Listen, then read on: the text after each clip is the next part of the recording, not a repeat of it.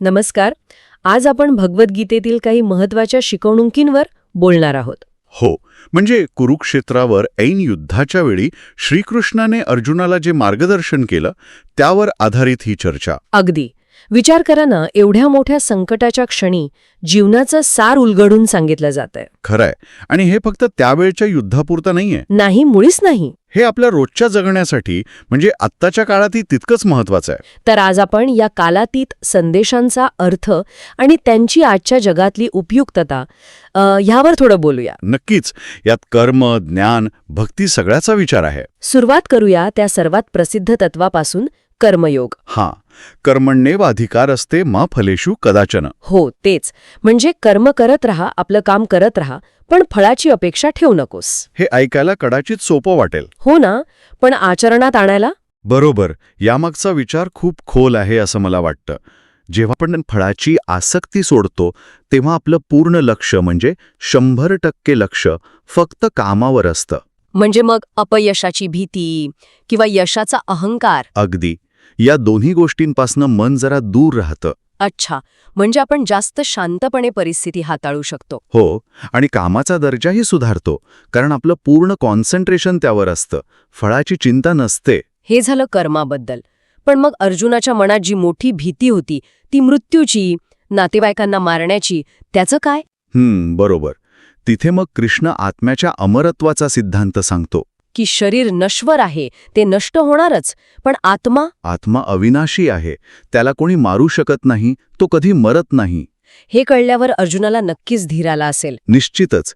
हे तत्वज्ञान आपल्याला जीवनातल्या क्षणभंगुरतेची जाणीव करून देतं. आणि मग कठीण प्रसंगांना सामोरं जायला एक वेगळी शक्ती मिळते, नाही का? अगदी. मृत्यूची किंवा काहीतरी गमावण्याची भीती कमी होते.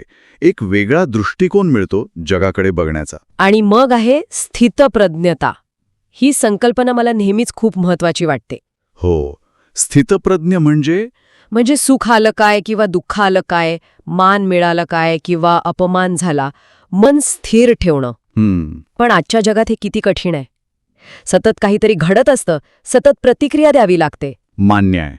हे आव्हान नक्कीच मोठं आहे.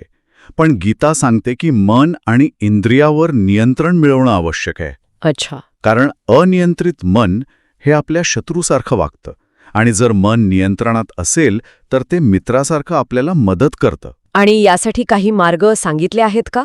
हो, कृष्ण योग आणि ध्यानाचा मार्ग सुचवतो. यातून इंद्रियांवर आणि मनावर ताबा मिळवता येतो. म्हणजे स्थितप्रज्ञ राहता आलं तर आपण जास्त चांगले निर्णय घेऊ शकतो, भावनिक गोंधळ टाळता येतो. अगदी बरोबर.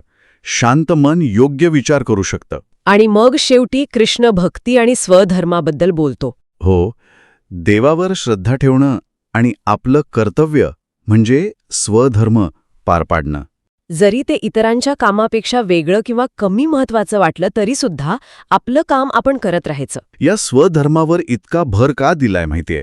कारण प्रत्येकाची क्षमता, प्रत्येकाची भूमिका वेगळी आहे.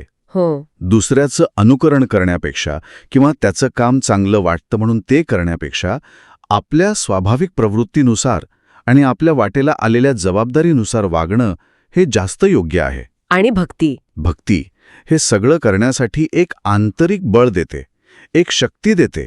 ती आपल्याला त्या मोठ्या शक्तीशी म्हणजे देवाशी जोडून ठेवते. तर आपण या चर्चेतून काय महत्वाचे मुद्दे घेतले? फळाची अपेक्षा न ठेवता कर्तव्य करत राहणं, आत्मा अमर आहे हे समजून घेणं, बरोबर. सुखदुःखात मन शांत म्हणजे स्थितप्रज्ञ ठेवणं, हो, श्रद्धा ठेवणं, आणि महत्वाचं म्हणजे आपापला स्वधर्म पाळणं. अगदी. हे सगळे संदेश कृष्णाने अर्जुनाला युद्धासाठी तयार करताना दिले, पण त्यातून जीवनाचं सत्यही समजावून सांगितलं. आणि हे संदेश आजच्या काळातही तितकेच मार्गदर्शक आहेत, नाही का? नक्कीच.